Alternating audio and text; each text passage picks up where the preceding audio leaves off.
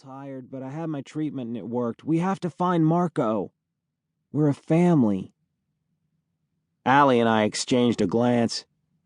Cass had been flown across an ocean by a griffin, who then prepped him for lunch.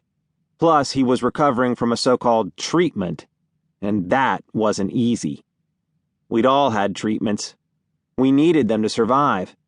They held off our symptoms temporarily so we can go on this crazy quest to find a permanent cure. In fact, the Karai Institute's first job is to help us cope with the effects of the G7W.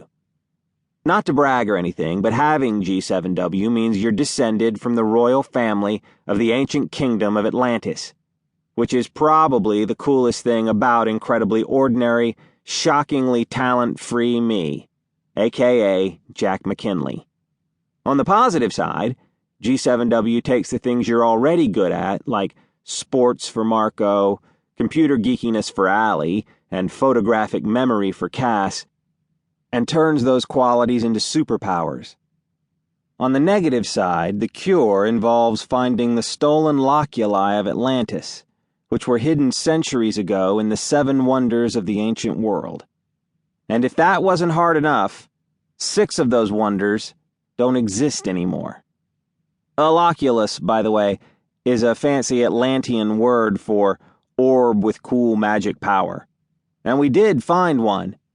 The story involves a hole in time and space, which I made by accident, a griffin, disgusting half-eagle, half-lion that came through the hole, a trip to Rhodes, where said griffin tried to lunch on Cass, some crazy monks, Greek, and the Colossus of Rhodes, which came to life and tried to kill us. There's more to it, but all you need to know is that I was the one who let the griffin through, so the whole thing was basically my fault. "Hey," Allie said, looking at me through squinty eyes. I turned away. "Hey, what?" "I know what you're thinking, Jack," she said, "and stop it. You are not responsible for what happened to Cass. Honestly, I think that girl reads minds as a hobby." "Torquin responsible!" Torquin bellowed. He pounded the steering wheel, which made the whole vehicle jump into the air like a rusty, oil-leaking wallaby. "Got arrested. Left you alone. Could not help Cass. Could not stop Marco from flying away with Loculus. Arrgh!" Cass moaned again. "Oh, my neelps." Torquin," Allie said. "Easy on the steering wheel, okay?" "What is neelps?" Torquin asked. "Spleen," I explained.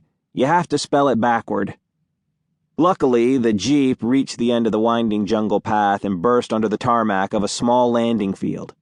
We were finally at our destination. Before us, gleaming on the pavement, was a sleek, retrofitted military stealth jet. Torquin braked the Jeep to a squealing stop, doing a perfect 180. 2 people were inspecting the plane. One of them was a ponytail guy with half glasses.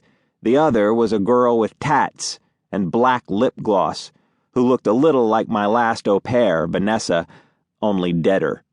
I vaguely remembered meeting both of these people in our cafeteria, the comestibule. "Eldif," Cass said groggily. "Anavreen."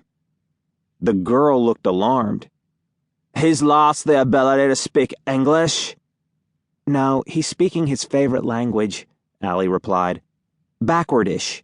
It's a form of English. That's how we know he's feeling better." "Those 2 people," Cass muttered.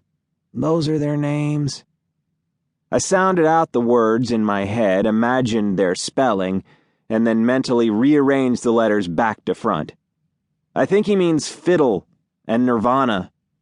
"Oh!" Fiddle looked toward us with a tight smile. "I have been rushing this baby into service. Her name is Slippy. She's my pride and joy, and she will hit Mach 3 if you push her." Nirvana drummed her long, black-painted nails on the jet's wall. "A vessel that breaks the sound barrier deserves a great sound system. I loaded it up with MP3s. Fiddle pulled her hand away. "Please! It's a new paint job." "Sorry, Picasso," she replied. "Anyway, there's some slasher rock."